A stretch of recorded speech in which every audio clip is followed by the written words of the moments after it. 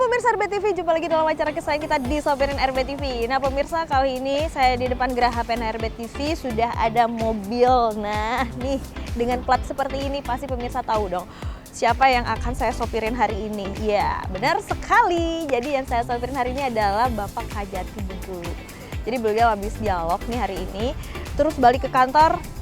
Kita anterin tentu saja sambil ngobrol-ngobrol sepanjang jalan. Nah, seperti apa serunya obrolan kita? Yuk, langsung aja. Halo Pak. Halo. Wah, Ya. ini udah selesai dialog nih pemirsa Pak Kajati kita. Bapak, hari ini Bapak dari sini kan ke kantor nih. Sopir Bapak saya sabotase dulu ya Pak ya. Gitu ya? Saya aja Ya, jadi ya. sopir Bapak Boleh, sementara ya boleh. Pak. Oke Pak, Ya, ya. tapi nanti sepanjang perjalanan saya agak cerewet, agak bawel, banyak pertanyaan. Nggak apa-apa ya Pak Ya. ya? Oke. Asal jangan berat-berat nanti. Enggak Pak, tenang emang aja, pusing ringan nanti. banget Pak. Oke, kalau gitu ini mobilnya kita udah siap Pak. Iya. Silakan nanti saya yang nyetir ya Pak ya. Ini sebenarnya kita biasanya nih pemirsa ada gerbek isi mobilnya, tapi berhubung gitu ya? kita agak buru-buru jadi nggak apa-apa deh iya, Pak. iya. Oke Pak, silakan. Ya, Mas.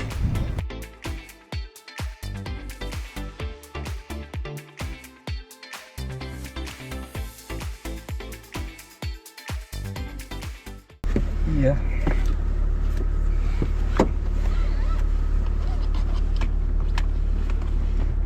Gimana tadi Pak dialognya Pak? Lancar Pak? Alhamdulillah, lancar.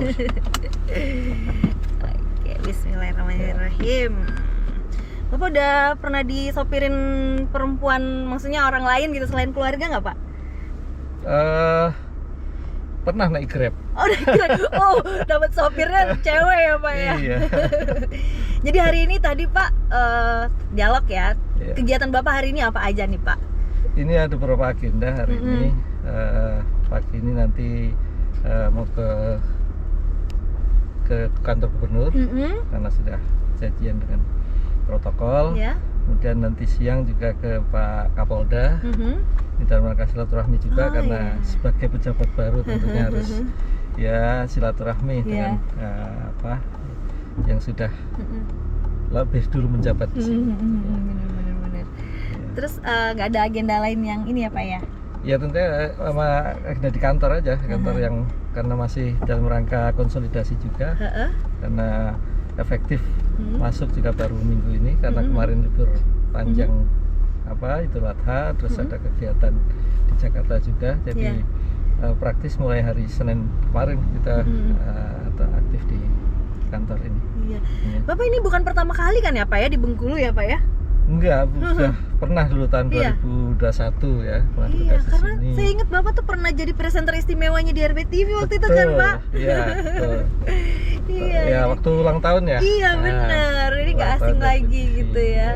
Berarti Bapak nggak perlu kayak penyesuaian dengan apa ya, dengan situasi di Bengkulu ini, gitu, cuaca Bengkulu gitu ya Pak ya. Sudah pernah, jadi sudah langsung incas saja. Ya, ini Pak, kalau di Sopirin RB TV ini kita obrolnya agak random, nggak apa-apa ya Pak ya.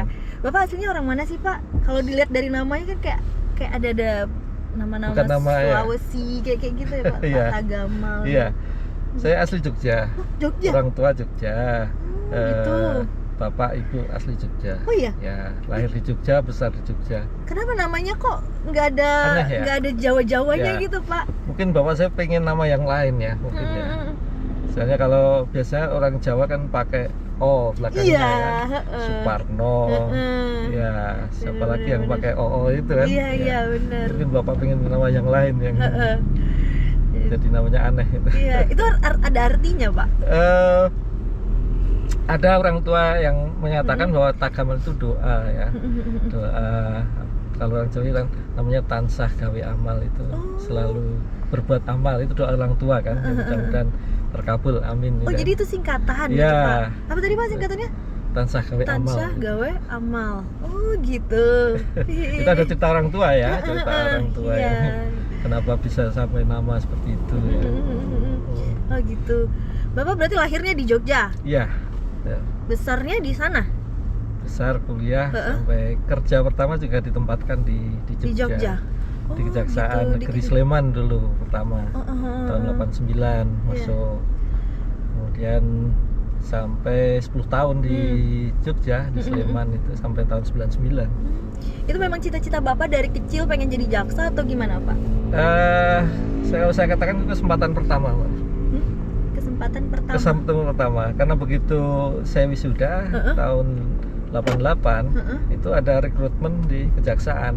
gitu. Ya, saya sama teman-teman ya tentunya mumpung ada rekrutmen, saya ikut daftar. Alhamdulillah gitu.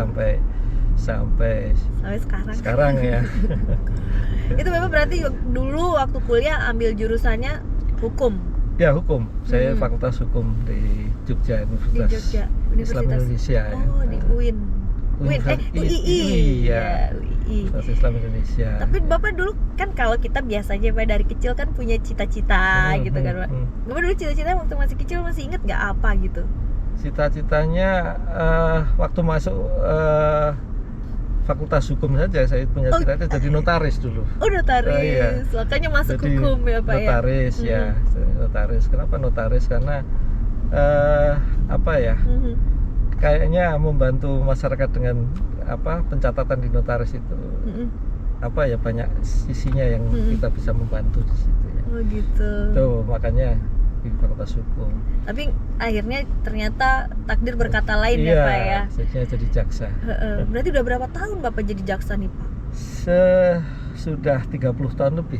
Ini masa kerja saya sudah 35 tahun sekarang. Iya, Pak. Wah, hampir seumuran saya juga ternyata.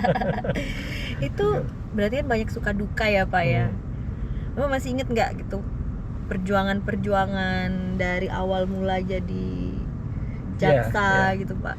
Ya, tentunya ya kita mulai dari bawah ya, karena saya juga keluarga saya tidak ada yang berprofesi sebagai jaksa. Orang tua saya PNS di Pemprov Jogja ya, Bapak. Sementara ibu rumah tangga. Yeah. Jadi tidak ada riwayat ada saudara yang jadi jaksa di situ. Jadi ya perjuangannya ya kita mulai dari nol ya, dari istilahnya masuk di kejaksaan ya, berkarya mulai dari staf di situ sampai kemudian jadi menjabat struktural dan lain sebagainya. Ya kadang-kadang mendapat tempat yang dekat dengan keluarga, tapi juga kadang-kadang jauh. Itu yang kadang-kadang berat juga kan dari sisi psikologisnya gitu. Karena tidak selalu keluarga bisa ikut ya kan. Benar. Berarti itu Bapak udah jadi jaksa sebelum berkeluarga ya, Pak ya? Sebelum menikah ya, Pak? Iya, saya jadi jaksa, ikut pendidikan jaksa tahun 91. Jadi kalau sampai sekarang ya sudah 33 tahun ya jaksanya. Masih TK saya waktu itu. Iya kan? Iya. Itu pertama kali dulu jadi staf apa, Pak? Masih ingat nggak? Saya waktu itu di staf bidang seksi pidana umum ya. Jadi tugasnya waktu itu saya ngurusi tahanan itu. Jadi kadang bikin surat penahanan, ngantar tahanan ke rutan, kalau sidang juga ngambil tahanan dan sebagainya. Karena walaupun saya masuk dari S1 tetap harus belajar istilahnya menyelami semua aspek yang ada di kejaksaan tentunya. Jadi ketika jadi jaksa saya sih sudah istilahnya sudah punya pengalaman ya, bagaimana merasakan mengantar tahanan dan lain sebagainya itu ya itu kerjaan kita dulu waktu jadi staf ya. Yang paling berkesan tuh jadi apa, Pak? Berkesan. Iya. Kalau ingat sekarang kan Bapak udah jadi Kajati gitu kan, ingat masa-masa dulu gitu. Berkesan itu kalau kita bisa tugas dekat dengan keluarga itu yang menyenangkan ya, Pak ya. Ini berarti jauh apa dekat nih, Pak? Jauh. Iya, jauh kan karena keluarga Bapak di Jogja. Di Jogja. Gitu. Anak-anak di Jogja. Anak-anak di Jogja semua. Ini yang pertama kali Bapak bertugas di Jogja. Terus habis itu kemana lagi, Pak? Habis dari Jogja saya ke NTT. Jauh juga ya, Pak ya? Namanya Kabupaten Timur Tengah Utara itu. Kabupatennya Kefaminan. Kefaminan itu kenapa Kefaminan itu adalah jurang yang dalam artinya kalau bahasa Tetun itu. Jadi kotanya itu di bawah sini ini dikelilingi oleh bukit-bukit. Oleh bukit gitu ya. Kalau di sini mungkin kayak Lebong gitu kali ya, Pak ya? Ya, mungkin agak di bawah gitu di bawah, kan. Iya. Tempatnya dingin kalau pas bulan-bulan Juli ke atas itu dingin di sana. Itu di sana kebetulan waktu itu anak-anak masih kecil-kecil, jadi saya bawa ke sana. Yang besar baru TK, yang nomor 2 baru setahun kalau saya bawa ke sana. Jadi karena jauh ya apa ya, supaya tenang kerjanya juga ya harus dekat keluarga, makanya dan anak-anak kan masih kecil-kecil ya, jadi bisa dibawa kemana-mana. Dan tantangannya kalau dengan keluarga itu kan anak-anak kan, maksudnya kan jangan sampai istilahnya itu pendidikannya ditelantarkan kan. Itu. Makanya ketika sudah naik ke SMP, mereka saya base camp ke Jogja supaya sudah bisa sekolah di sana. Sekolah di Jogja ya, gitu ya. Ikut neneknya berarti ya Pak? Iya, ada kakak juga di sana, ada gitu. nenek juga waktu itu, tapi sudah meninggal sekarang. Yang dekat dengan kakak saya. Oh gitu. Habis dari NTT Bapak kemana lagi? Dari NTT saya pindah ke Ciamis, Jawa Barat. Itu lama di sana sampai 5 tahun. Sampai punya yang kecil, yang ketiga. Keluarga ikut juga ya Pak ya? Iya, keluarga ikut. Anak yang tadinya di Jogja ikut atau tetap sekolah itu masih ikut ke Ciamis karena masih SD kan. Jadi SD masih ikut. Gitu. Makanya ketika dia mau masuk SMP, kemudian saya akan ke Jogja gitu. Saya taruh ke Jogja. Setelah dari Ciamis kan saya sempat ke Pekanbaru di Riau ya. Pekanbaru, habis dari Pekanbaru kemudian ke Jakarta, Kejaksaan Agung di Gedung Bundar, di sana 4 tahun. Jadi terus setelah itu saya jadi kajari di Kuala Kapuas waktu itu. Kabupaten Kapuas di Kalimantan Tengah. Nah, itu sudah anak-anak sudah nggak saya bawa itu karena sudah mulai SMP kan, nanti kasihan kalau pindah penyesuaian. Karena sampai lucu itu anak saya yang paling gede kan, dia itu TK-nya mulai dari di NTT ya, kemudian masuk SD kelas 1 di NTT, kemudian kelas 2 sampai kelas 5 itu di Jawa Barat, terus masuk kelas 6 saya pindahkan ke Jogja kan, jadi bahasanya rusak itu. Oh iya benar juga ya Pak. Maksudnya itu benar-benar yang kebudayaannya beda gitu ya, bahasanya kan, berbeda. Pelajaran anak-anak kan ada muatan lokal ya, muatan lokal bahasa, misalnya di Jawa Barat bahasa Sunda, sementara di Jogja bahasa Jawa. Itu yang kadang-kadang gurunya yang ini anak Jogja kok nggak bisa bahasa Jawa kan gitu. Iya benar juga ya Pak. Nggak tahu riwayatnya kalau dia pindah-pindah sekolahnya.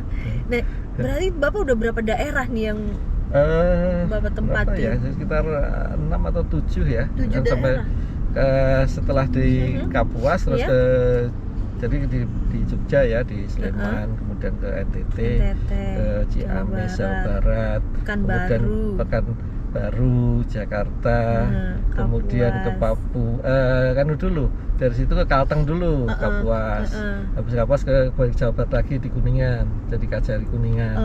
Balik ke Jakarta? Ya, terus habis dari Kuningan saya ke Papua. Bener-bener dari ujung ke ujung. Iya, ke Papua sempat 1,5 tahun di Jayapura. Habis itu terus ke Jakarta lagi, saya dikaryakan di BPKP, kayak kepala biro hukum kan di situ. Terus habis itu kembali ke Kejaksaan lagi, terus ke Bengkulu, Wakajati Bengkulu, terus ke Jakarta lagi di Kejagung, di Hubungan Aset, dan sekarang balik lagi ke Bengkulu. Ini berarti Bengkulu satu-satunya daerah yang Bapak 2 kali. Iya. 2 kali datang gitu, 2 kali. Di Jawa Barat juga 2 kali, cuman beda kabupaten kan. Yang mana di Ciamis dan di Kuningan. Tapi kalau ini kan kantor yang sama ya Pak ya. Sama ini. Iya. Berarti apa ya? Lebih enak ya Pak ya. Kemarin kan Bapak jadi wakil gitu kan, Wakajati, sekarang jadi Kajatinya, dan orang-orangnya juga mungkin ada beberapa yang masih orang lama kan, jadi sudah familiar, nggak perlu harus memperkenalkan diri. Benar udah kenal semua ya Pak ya. Nah, di antara sekian banyak daerah-daerah tadi tuh Pak, yang paling berkesan, yang punya cerita gitu, ya ceritanya masing-masing ya, karena ada kekhasan masing-masing daerah ya. Yang di daerah timur, bagaimana kita bisa merasakan kerasnya alam di sana, segala macam. Kemudian kalau daerah barat kan cenderung lebih soft dan lebih sejuk lah istilahnya kan kalau daerahnya seperti lama di Jawa Barat kan, sampai berapa kali di Jawa Barat juga daerahnya sudah enak, makan enak juga di situ kan. Termasuk di Bengkulu kan juga sudah suasana juga sudah enak, tinggal makanya waktu tugas di Bengkulu dulu saya berat badannya tambah juga. Gitu. Berat badan tambah ya, Pak? Iya, Makan terus ya. Makanan enak ya. Nah, itu berarti ya Pak ya, sepanjang perjalanan hidup Bapak nggak pernah ngerasain hidup susah berarti ya Pak ya? Iya, semua dijalani ya. Dan saya punya prinsip ini ya, di mana saya ditempatkan itu adalah kehendak Allah kan gitu semua kan. Benar. Makanya saya kalau habis sholat kan berdoanya cuma tempatkanlah saya tempat yang engkau berkahi, itu saja ya. Gitu. Dan saya nggak pernah milih di mana saya ditempatkan. Ya seperti di Bengkulu sampai 2 kali, sampai ke daerah timur. Ya sampai kita ke Papua ya Pak ya? Iya, ya kita jalani dan laksanakan aja tugas itu. Terus kalau misalnya di Bengkulu, kata Bapak kan di sini makanannya enak. Berarti Bapak hobi kulineran juga ya? Iya, kalau sama ibu kadang-kadang pagi-pagi itu sudah sambil jalan pagi nanti mampir di mana beli makanan, sarapan ya, sambil itu. Biasanya di mana nih Pak? Makanan kesukaan Bapak apa nih Pak? Waduh, ini cuman sekarang harus mengurangi misalnya. Oh iya? Iya, lontong tunjang gitu. Waduh, kolesterol itu Pak. Itu makanya. Biasa makan lontong tunjang di mana Bapak kalau di Itu sini? yang di jalan apa? Yang di? Iya, di dekat dealer apa itu yang di BPK, depan BPK sana bukan? Iya, dekat sana itu. Oh, tetap sama Pak, tempat sarapan lontong tunjang cuman saya juga sekarang harus itu. mengurangi karena kolesterolnya sudah lewati ya, batas. Pak, ya. Oke. Sama ini ada di rumah makan Nusantara itu kan, Oh, kepala yang di sebelah ikan. sana. Ya, Bapak hobi juga makan kepala ikan ya? Iya, dekat rutan ya. Iya, dekat lapas. Sana itu. Iya. Terus sering itu makanya. Asik makan di. Makanya terus kalau itu kan harus banyak nasi juga kan kalau itu. Iya ya, karena kalau misalnya enak tuh kita pasti makannya bisa jadi berpiring-piring. Betul, ya Pak ya. Bapak hobinya apa nih Pak? Iya, selain baca juga paling olahraganya olahraga aja, jalan jogging aja. Jogging ya Pak ya. Nggak ada olahraga lain gitu misalnya kayak kebanyakan kan ada yang suka tenis, golf gitu. Iya, pernah belajar itu tapi nggak pernah bisa. Maksudnya nggak pernah bisa menguasai apa itu saya tekuni gitu ya. Sekedar bisa aja. Iya, jadi lebih enakan jogging ya Pak ya, nggak perlu belajar ya Pak. Belajarnya dari kecil. Sambil menikmati lingkungan kan. Iya. Traveling Bapak suka nggak kalau di Bengkulu nih? Iya, hampir semua daerah saya pernah. Oh iya. Ya. Tempat-tempat wisata di Bengkulu nih berarti Bapak udah iya, beberapa semua. Yang terakhir waktu Waka itu saya ke Kaur itu, pantainya kan. Oh iya, pantainya bagus banget ya Pak ya. Iya, saya sama ibu ke sana itu. Pantai mana waktu itu Bapak Pak? Saya lupa, maksudnya ada di Laguna. Di medsos saya ada itu, Laguna ya betul. Laguna. Ada tuh Pak yang banyak pohon kelapanya, bagus banget tuh Pak. Oh iya. Air apa? Kayaknya pernah air itu langkap. Dia karang-karangnya bagus banget, tapi memang itu masih jarang orang yang datang sih, karena kita harus ngelewatin. Ada di IG saya itu yang saya upload itu yang itu di Kaur ya. Iya. Itu bagus itu kalau menurut saya ya, kalau ke pantai-pantai yang di Kaur pohon kelapa itu ya. Iya, pohon kelapanya banyak gitu kan. Pernah saya. Wah, berarti Bapak udah kemana-mana ya Pak ya. Kalau ke kayak air terjun atau yang seperti di daerah-daerah gunung-gunungnya gitu udah? Pernah kemarin pas selain yang di mana di Curup ya, selain di Rejang Lepong itu pernah waktu mengikuti kunjungan Menteri Pariwisata. Oh, Pak ini Sandiaga. Pak Sandiaga Uno ya. Itu waktu itu kan ada penilaian desa wisata itu kan. Oh, Bapak ikut, ada fotonya juga. Ke ini apa namanya? Ke Blitar seberang ya? Ya, daerah itu. Nah, itu kan air terjun air panas itu kan. Iya, yang ada dua, air panas dan air dingin itu. Iya, itu ada fotonya juga. Bapak ini kuat ya Bapak. Turun itu. Meskipun nggak sampai bawah. Cuma saya setengah aja tapi sudah bisa mengabadikan air terjunnya. Iya. Ya, asik juga. Oh, itu waktu itu Bapak di Bengkulu ya? Iya, zaman itu ya. Iya. Mengikuti kunjungan. Nah, ini Pak biasanya nih kalau aktivitas Bapak sehari-hari, pagi itu bangun jam berapa, terus mulai ke kantor tuh udah ada di kantor, stay di kantor jam berapa? Sebelum subuh biasanya alhamdulillah sudah bangun ya, persiapan gitu. Terus ya biasanya subuhan kalau bisa di masjid atau musola yang dekat gitu. Terus habis itu ya olahraga dulu, nanti sambil jogging ya, atau treadmill di rumah. Treadmill. Ya habis itu sarapan, persiapan, berangkat sampai kantor ya. Biasanya jam 7 udah berangkat dari rumah. Oh, jam 7 berangkat dari rumah. Sekitar jam 7 lah. Sampai kantor belum setengah 8. Iya. Terus biasanya ngapain? Ini Bapak baru semingguan sebenarnya ya aktif ya Pak ya, tapi biasanya mulai dari kemarin waktu Bapak jadi Wakajati gitu kan, itu di kantor mulai aktif ya sejak masuk ya sudah aktif karena sekarang kan sistem persuratan segala macam itu kan sudah pakai online ya Pak ya. Jadi kita langsung bisa mendisposisi atau membaca surat-surat yang masuk ataupun perlu e-sign segala macam kan sudah bisa dari dari pagi, bahkan tidak hanya pagi karena sejak COVID itu kan semua seperti digital ya prosesnya. Serba digital, jadi jam kerja itu sekarang tidak melulu di kantor saja. Kadang-kadang kalau tugas ke luar daerah itu kan tetap kita bisa memantau kegiatan di kantor. Selain juga surat-surat itu melalui aplikasi, sehingga kita bisa mendisposisi dari tempat lain istilahnya itu. Iya ya, sekarang udah online ya Pak ya. Jadi lebih nggak mesti kalau dulu harus jam kerja jam 8 sampai jam 4 misalnya. Sekarang mungkin hampir 24 jam bisa karena kalau nggak selesai di kantor ya di rumah bisa ya Pak ya. Tapi biasanya Bapak pulang dari kantor jam berapa? Ya sebelum maghrib. Sebelum maghrib ya Pak ya. Tapi Ibu di sini kan ya Pak, ikut ya Pak ya ke Bengkulu? Apa di Jogja? Kadang di sini, kadang di Jogja. Oh gitu. Bolak-balik juga ada kegiatan. Kalau Ibu kan aktif juga di yayasan sosial, selain juga sebagai penasihat perkawinan di Jogja itu di BP 4 ya. Jadi bolak-balik gitu ya Pak? Ya, tapi kadang-kadang juga kalau pas di sini juga konselingnya secara daring. Iya, karena itu.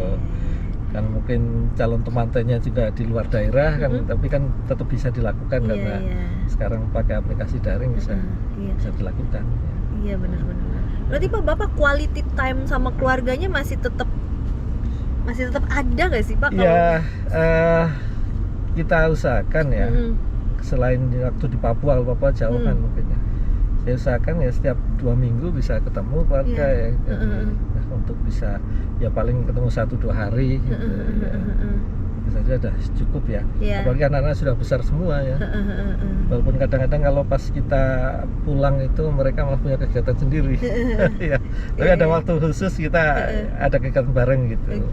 Entah itu ya paling makan bareng kan. Makan bareng di luar bersama-sama ya. Itu.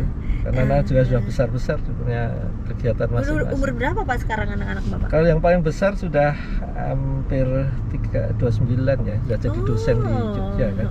Udah punya cucu Bapak? Belum. Perempuan tapi belum menikah. Oh, belum menikah. Nah, yang nomor 2 nomor 3 laki-laki. Oh, 3 anak Bapak? 3 ya. Yang nomor 2 baru menyelesaikan tesis di UGM di Teknik Mesin. Keren. Yang nomor 3, ada yang ikut ini nggak Pak? Yang ikut jadi jaksa gitu Pak? Gak ada yang mau ikut. Bapak gitu?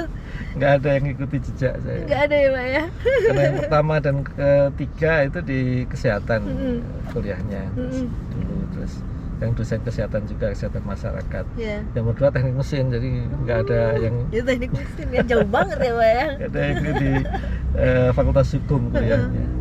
Iya. Tapi memang Bapak nggak ini ya Pak ya, maksudnya memang membebaskan saya anak-anak. Berkebebasan mereka karena itu kan yang menyangkut nanti sesuai dengan passionnya passion masing-masing ya, Pak ya. Mereka pilih itu ya, kita tinggal mendorong aja. Iya.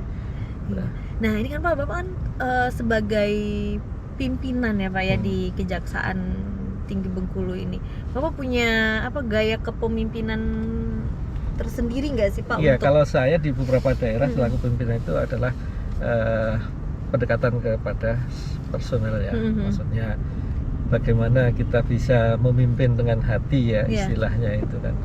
karena kita tidak bisa memaksa agar orang itu mengikuti kita tanpa kita tahu karakter mereka, bagaimana perasaan mereka. Mungkin mereka sedang ada masalah dengan keluarga atau masalah pribadi yang lain.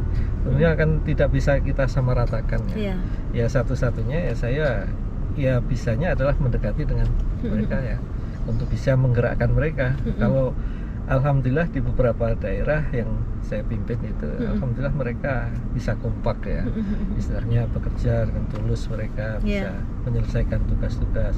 Karena kalau tugas dirasakan dengan hati kan selesai dengan baik dan tidak ada masalah. Harus ikhlas, enjoy gitu ya Pak, dinikmati pekerjaan ya Pak ya. Itulah ya. Terus kalau misalnya ada yang nggak sesuai dengan keinginan Bapak nih Pak, misalnya nih bawahan, Bapak marahnya gimana biasanya? Ya biasanya kita dulu kan apa permasalahannya kan, apa yang tidak setujunya di mana segala macam. Kalau perbedaan pendapat kan itu biasa ya. Nah, saja kan kalau dia bisa memberikan argumentasi yang lebih baik, saya rasa ya kita bisa kita terima ya, tidak ada masalah gitu kan. Tapi misalnya argumentasi yang lebih baik ya, mereka tentunya harus ikut juga kan. Karena kita tidak bukan suatu organisasi yang otoriter, harus pergi seperti ini. Kita dengan diskusi, dengan komunikasi itu kan bisa mengetahui masing-masing pendapat masing-masing. Nah, sepanjang perjalanan karir Bapak nih ya Pak ya, 35 tahun ya Pak ya, godaan yang paling terberat itu selama menjadi jaksa apa Pak? Ya kalau godaan-godaan yang sebenarnya seperti suap dan seperti itu ya sudah sering ya itu, tapi kan kita harus bisa menempatkan diri bagaimana ini ya, itu merupakan larangan segala macam ya. Kalau tantangan terhadap ancaman fisik segala macam ya pernah juga waktu tugas itu ya, tapi ya alhamdulillah ya, asal kita yakin bahwa Allah akan menolong itu ya. Ya ketika tugas-tugas di daerah timur kan. Oh, di sana lebih ini ya Pak, yang ya, lebih keras ya di sana ya Pak. Karakternya di sana kan seperti itu ya. Tapi ya alhamdulillah semua tidak ada masalah ya. Iya benar. Itu mau nggak nih Pak cerita sedikit gitu Pak pengalamannya tuh kayaknya? Ya itu waktu itu kan pas referendum di Timur Timur ya, Timur Timur. Dan saya diperintahkan untuk menyidangkan salah satu pimpinan milisi di sana. Milisi itu sebetulnya kan orang yang pro Indonesia ya. Tapi sekarang kan yang kemudian yang pasukannya ini yang kadang-kadang nggak kan. Nah ini kadang-kadang kan kalau pas sidang itu ruang sidang itu dikelilingi oleh mereka. Serem ya. Itu kan. Ya sampai keluarga kita sudah dievakuasi di satu tempat gitu supaya nanti misalnya terjadi kerusuhan itu sudah diamankan. Ya, tapi karena alhamdulillah saya yakin ya bahwa Allah akan menolong ya. Alhamdulillah ya nggak terjadi ya. Ya meskipun ya yang lihat pada serem juga kan. Iya Pak, serem juga. Karena mereka juga masih pegang senjata kan. Ya. Tapi alhamdulillah ya Pak ya, dan pada nyatanya gitu ya Pak, Bapak sekarang di sini duduk sama saya dan sudah jadi Kajati di Bengkulu begitu ya Pak ya. Nah kalau ke depan ini Pak, ini kan baru seminggu ya Pak ya Bapak ya. Dilantik kemarin tanggal 11 ya Pak.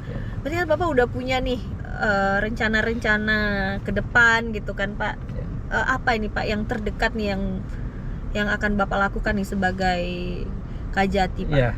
Ya tentunya saya kan ada beberapa evaluasi ya tentunya ya. Dari pekerjaan-pekerjaan yang belum selesai, tentunya akan kita evaluasi apa permasalahan belum selesai kan.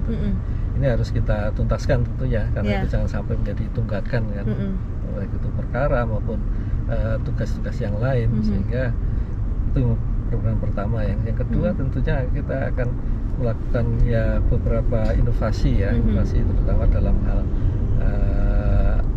yang paling dekat adalah untuk mendekatkan ke masyarakat itu. Itu sudah waktu saya jadi Wakajati sudah saya mulai juga bagaimana kita kan sebetulnya punya rumah RJ yang di dekat Pantai Panjang itu. Nah, itu rumah apa? Rumah restoratif justice ya. Oh ya, yang di Pantai Panjang itu ya, saya pernah tuh ditunjukin. itu bisa kita optimalkan ya untuk bisa mendekatkan pada masyarakat ya, entah nanti bentuknya seperti kopi jaksa juga yang bisa sore-sore bisa ngopi di situ ngopi, sambil bisa berinteraksi dengan masyarakat. Dulu waktu saya Wakajati sudah saya mulai itu, jadi kita buka untuk umum masyarakat yang berkunjung ke Pantai Panjang bisa ya bisa sebagai tempat curhat, bisa sebagai konsultasi hukum ataupun bisa melakukan pengaduan dan lain sebagainya. Itu bisa banyak fungsi yang bisa kita gunakan tentunya, kita manfaatkan. Nah, kan kita ini eranya sudah era harus dekatkan masyarakat ya, kan masyarakat itu bukan kita menunggu tapi kita harus bagaimana masyarakat bisa terbantu sejak awal. Iya, benar. Apalagi sekarang nih ya Pak ya, masyarakat nih sekarang untuk bersuara tuh gampang sekali ya Pak ya, karena media sosial sekarang ini ya Pak, sebegitu kuatnya gitu netizen Indonesia gitu ya Pak. Nah ini gimana Pak, Bapak membangun kepercayaan masyarakat gitu ya Pak kepada institusi kejaksaan gitu Pak, supaya tetap maksudnya masyarakat tetap ini kejaksaan tentunya kita harus menjaga komitmen untuk terus menjaga integritas di institusi kita, dan tentunya kinerja kita harus kita tingkatkan supaya nanti masyarakat ternyata kejaksaan benar-benar melaksanakan sesuai dengan komitmennya itu yang harus kita bangun adalah kepercayaan masyarakat itu. Dan ini kan di pusat juga diamanahkan oleh Pak Jaksa Agung juga supaya kita terus untuk membangun kepercayaan masyarakat itu dengan berbagai macam cara, salah satunya dengan kita membangun inovasi-inovasi pendekatan pada masyarakat dan lain sebagainya. Nanti mungkin ada program bagaimana kejaksaan mengentaskan kemiskinan dan lain sebagainya. Memang itu bukan suatu core bisnis dari kejaksaan, tapi itu bisa melalui cara itu untuk bisa masyarakat itu meminimalisir kriminalitas kan. Kadang masyarakat yang butuh sandang pangan sehingga harus melalui cara-cara yang tidak benar itu kan, dengan melalui program misalnya pengentaskan kemiskinan dan lain sebagainya, itu bisa salah satu jalan cara-cara untuk seperti itu. Bapak moto hidupnya apa sih Pak? Saya? Iya. Moto hidupnya? Bismillah aja. Bismillah aja. Bismillah jalani gitu ya. Dan ikhlas ya. Berarti lebih ke mengalir gitu ya Pak ya? Iya, betul. Tapi ada prinsip-prinsip maksudnya yang jadi pegangan Bapak sampai Bapak akhirnya bisa sukses seperti sekarang?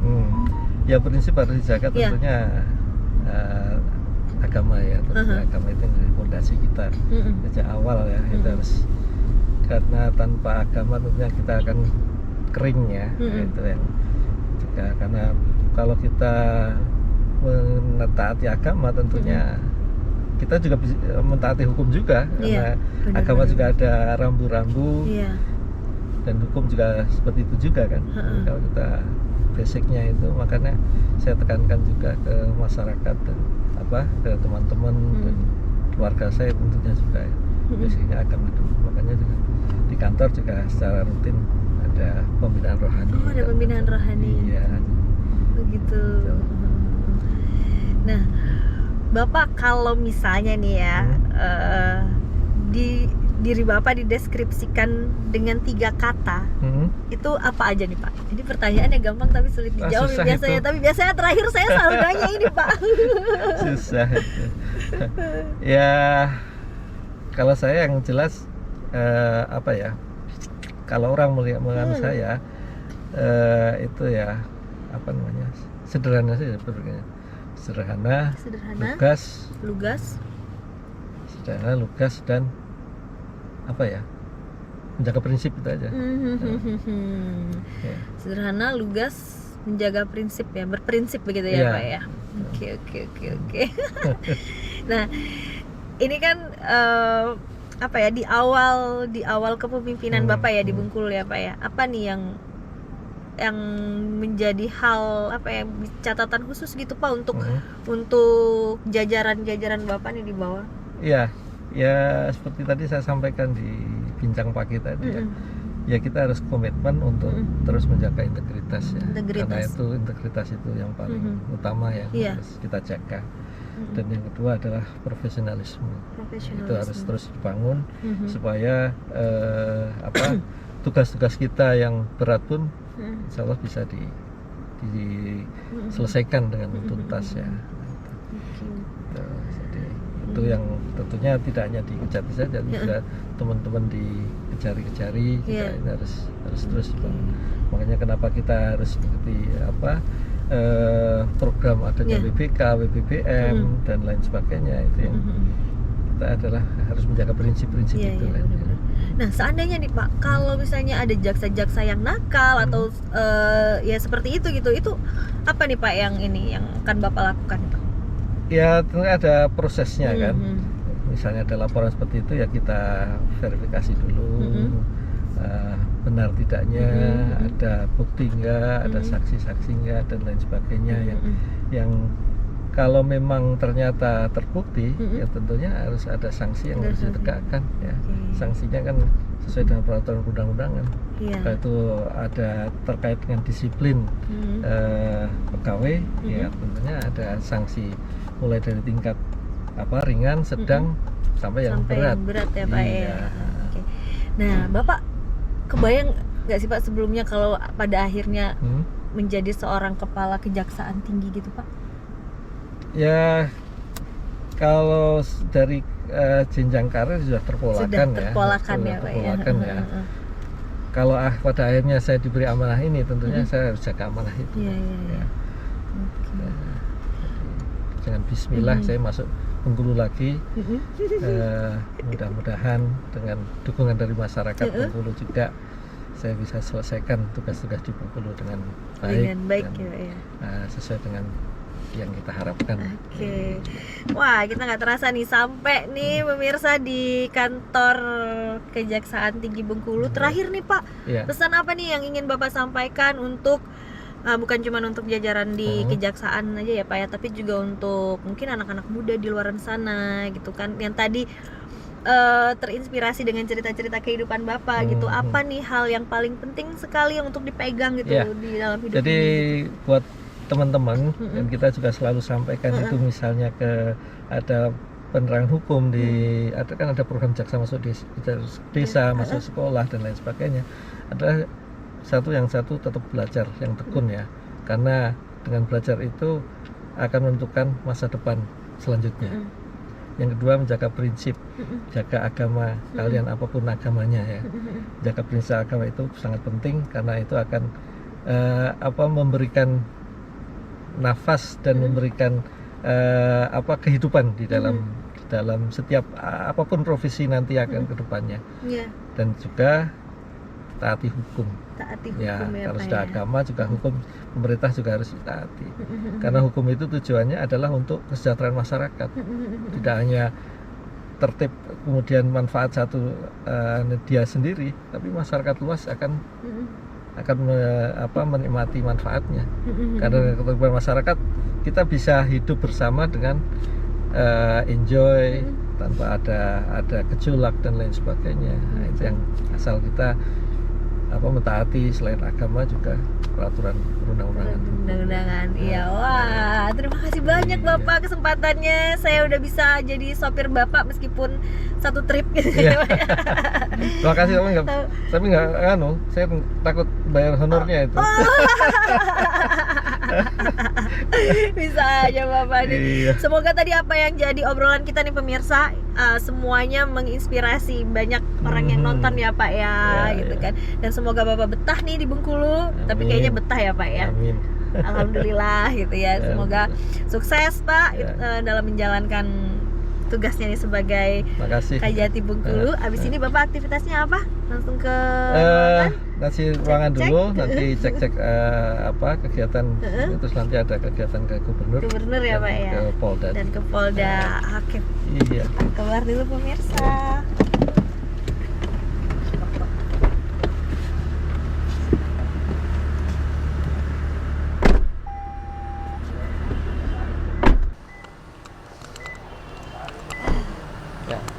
Oke pemirsa, itu tadi obrolan kita sepanjang jalan. Waduh, nggak terasa ya Pak ya? Gimana Pak kalau saya jadi sopir Bapak? Nyaman nggak Pak? Soalnya diajak ngobrol, jadi nggak terasa ya Pak ya. Iya, sekali lagi terima kasih banyak loh Ya, Pak sama-sama. kesempatannya. Iya, dan Salam juga pemirsa semua. bener ya, dan pemirsa di rumah, sampai di sini dulu perjumpaan kita di Sopirin RB TV kali ini. Jangan lupa tetap saksikan di Sopirin RB TV di hari dan jam yang sama. Dadah. Sampai.